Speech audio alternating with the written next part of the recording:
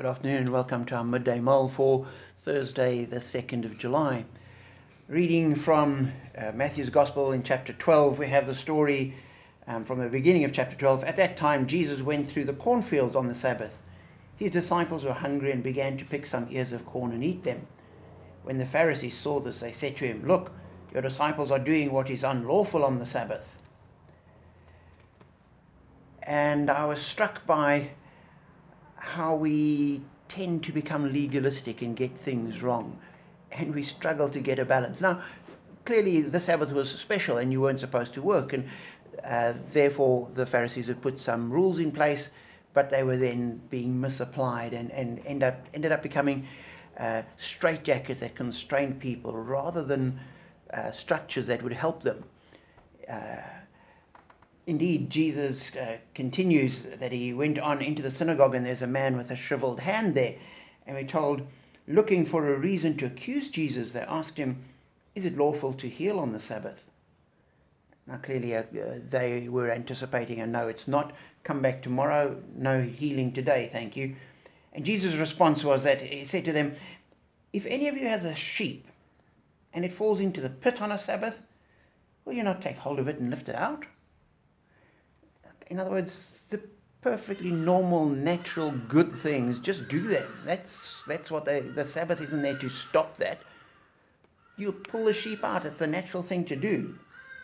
And he continues, how much more valuable is a man than a sheep? Therefore, it is lawful to do good on the Sabbath. And we have this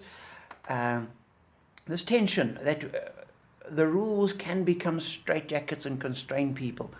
And I think back to when I was a kid, that on the Sunday you could buy nothing. You could buy milk and bread, and I think you could buy sweets, but you couldn't buy a lucky packet because there was a toy inside that, and you could sell food but not toys. And that was sort of bizarrely ridiculous.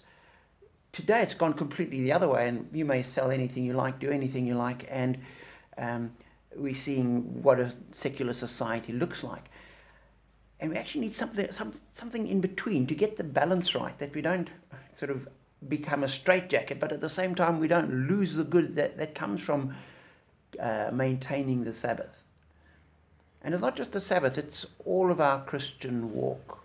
All those things which we do, structures we put in place, practices we adopt, are there to draw us closer to God, to help us become more like Jesus. They're not rules that we have to keep or boxes that we have to tick. And the challenge to us always is, have those things while they're good.